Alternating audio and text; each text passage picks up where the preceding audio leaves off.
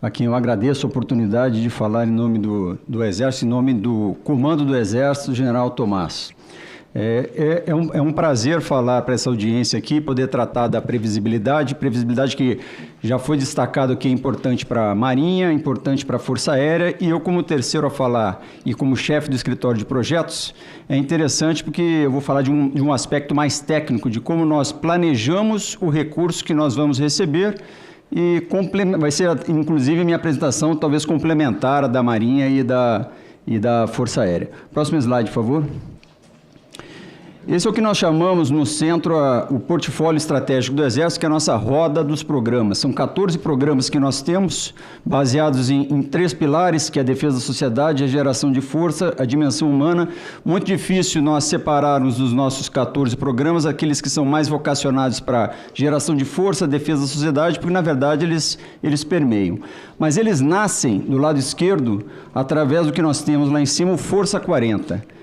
Baseado na nossa Estratégia Nacional de Defesa e na nossa Política Nacional de Defesa, nós temos hoje o Força 40. Já tivemos no passado Plano Diretor, Plano de Transformação, Pró-Força, o 2000. Hoje nós temos o Força 40, que mostra como a Força, baseada na estratégia e na política, ela planeja estar pronta para os desafios em 2040. Há um caminho através disso e ele é feito através de ciclos plurianuais, os 4 anos que hoje nós estamos seguindo.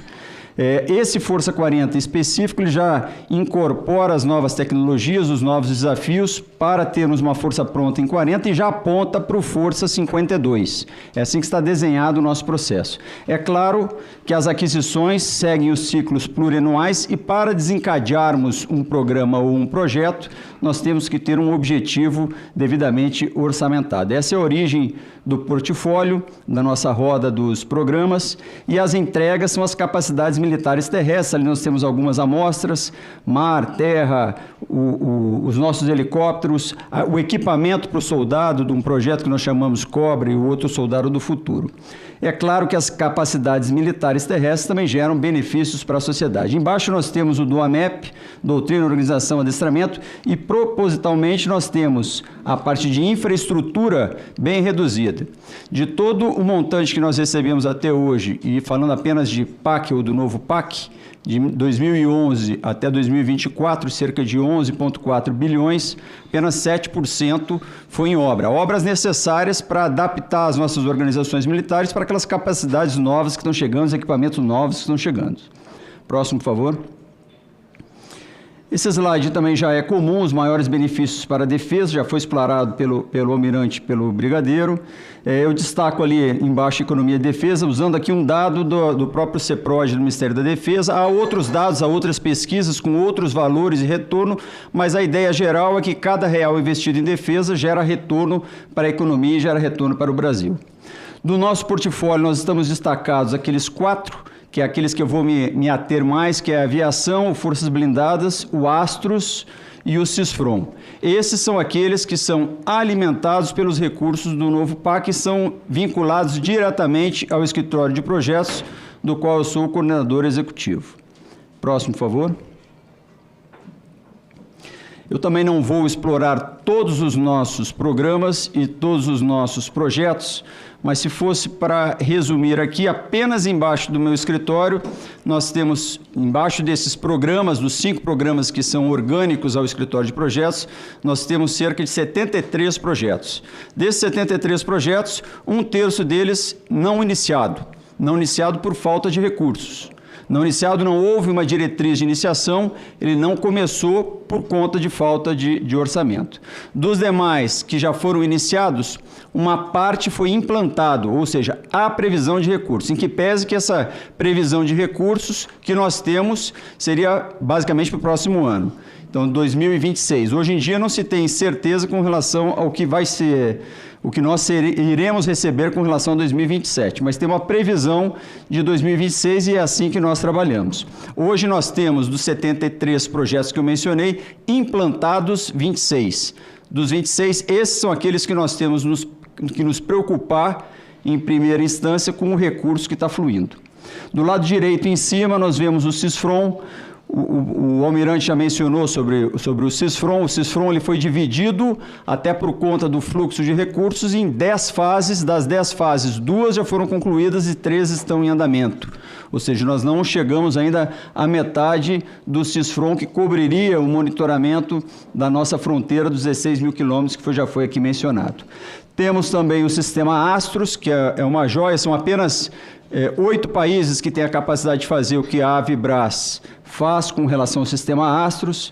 Temos artilharia de campanha, o sistema de artilharia de campanha. Recentemente, no nosso portfólio, nós tivemos que, e por conta da redução das discricionárias, mudamos o escopo dos projetos e incorporamos projetos de outros portfólios das discricionárias dentro dos nossos projetos estratégicos para que eles pudessem manter naquilo que coubesse no escopo. Próximo, por favor. Esse é um link que está ativo, aqui uma pequena propaganda dessa revista que foi de junho, ainda não está impressa, mas tem online, que fala especificamente da nossa revista Verde Oliva, especificamente sobre o portfólio estratégico e detalha os projetos que nós temos e os programas que nós temos. Próximo, por favor. Esse slide concentra dos 4 principais projetos, aqueles que são vinculados ao PAC e Novo PAC, que estão embaixo do escritório de projetos, o Aços, Forças Blindadas, CISFRON e Aviação, nada diferente do que o brigadeiro Valcírio mostrou. Então, a curva azul era a previsão inicial, e nós vemos aqui a curva verde é o que foi cumprido e a curva vermelha é a projeção. Se olharmos esse slide exatamente como ele está colocado assim de longe, é fácil perceber que as curvas elas estão condensadas as vermelhas. Isso implica, e estão terminando lá em 2040, muito além daquilo que foi previsto inicialmente. Isso implica que essa mola tensionada ela vai ser distendida em termos de anos. Então vai ser estendido a mais um ano provavelmente, porque o pouco recebimento de recursos implica num aumento daquilo que foi previsto ser provisionado, aquilo que foi discutido entre os nossos contratos e com a base industrial de defesa, vai ser estendido provavelmente em anos, para que possa normalmente reduzir a curva. Isso é muito ruim para quem planeja, para quem conduz o contrato, para a base industrial de defesa, que é difícil planejar as suas linhas de produção, e para nós também, como força terrestre, aquilo que nós vamos receber como capacidades militares. Por óbvio, também, os benefícios à sociedade, eles também são reduzidos. Próximo slide, por favor. Quando se fala em engajamento da BID, aqui nesse slide estou trazendo apenas os principais, pode clicar mais uma vez? Quando se fala nisso, não se envolvem apenas essas que nós vemos. Apenas o Forças Blindadas, que é um programa em 14, ele envolve 125 diferentes empresas. Então, é uma rede complexa de empresas e que menos recursos para os principais ou para os primes implica nos menores.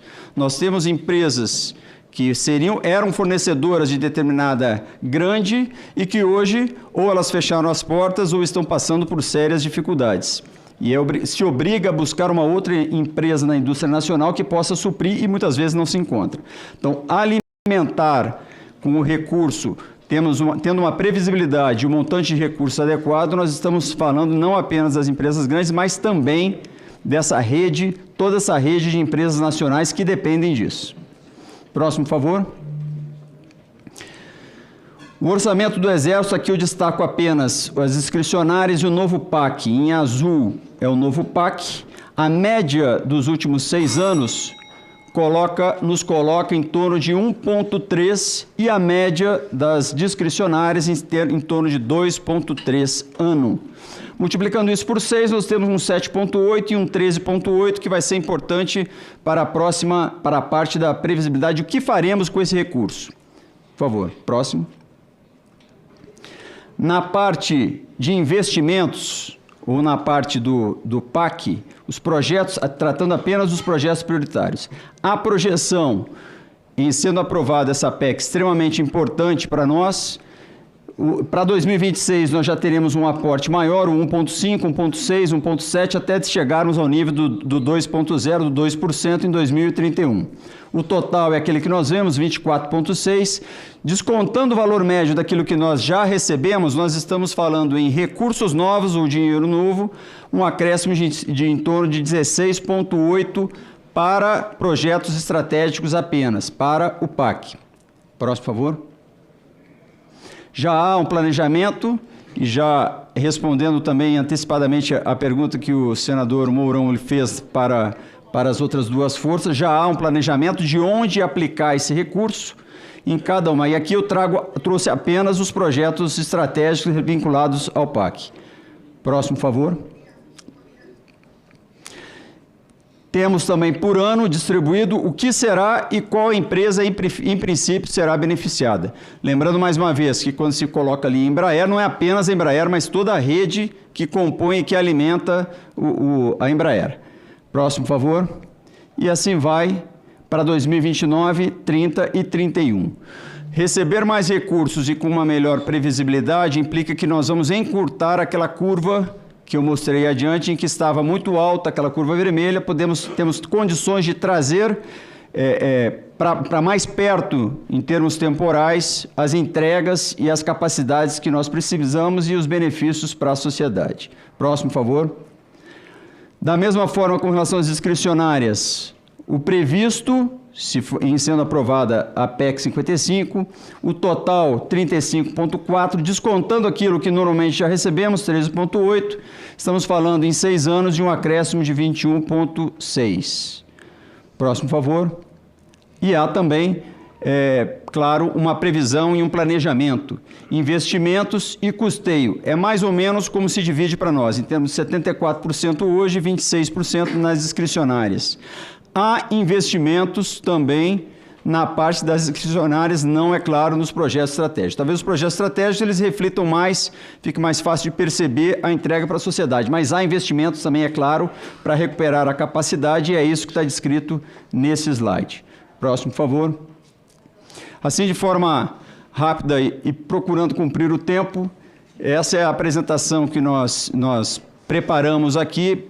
Como eu mencionei no início, ela é mais técnica com relação ao planejamento, mas da mesma forma que Marinha e a Força Aérea, a PEC da previsibilidade é extremamente importante para nós. A previsibilidade e o montante adequado de recurso. Muito obrigado. Muito obrigado, excelentíssimo senhor general de divisão Everton Pacheco da Silva, chefe do Escritório de Projetos do Exército. Quero registrar aqui, com muita satisfação, a presença do nosso relator da PEC 55, senador Randolfo Rodrigues, do nosso senador Chico Rodrigues, presente também aqui, um amigo das forças, assim como o nosso general Mourão, o Seife que esteve aqui, senador Jorge Seife, senador Amin, tiveram que presidir 2 comissões.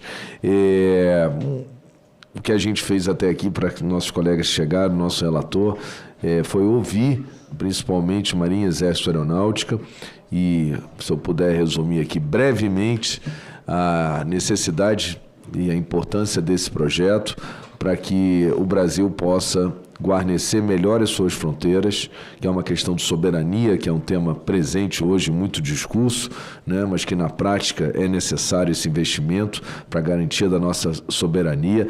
Lá no norte do país, principalmente pela área nova, né, pela extensão do nosso mar territorial e a área de exploração em breve que deve ocorrer, outros países já fazem exploração de petróleo, né? O problema da defesa da nossa costa, no que toca ao sul do país, a pesca principalmente, a presença de embarcações de outros países entrando no nosso território, a necessidade desse monitoramento, a dificuldade em, mesmo que tivesse um orçamento hoje, entregar de imediato equipamentos para as forças, porque demora de 4 a 6 anos para que aviões, embarcações sejam construídas, formação de profissionais para elas, para operá-las.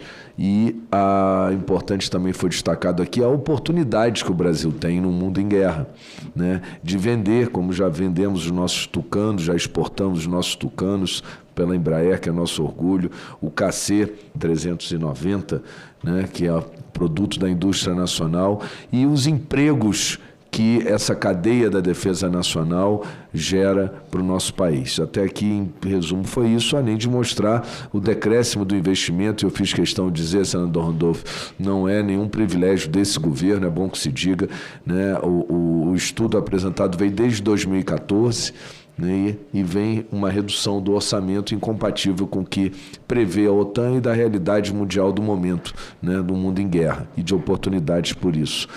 Então, para ter uma ideia, e para mim isso foi o mais emblemático, senador,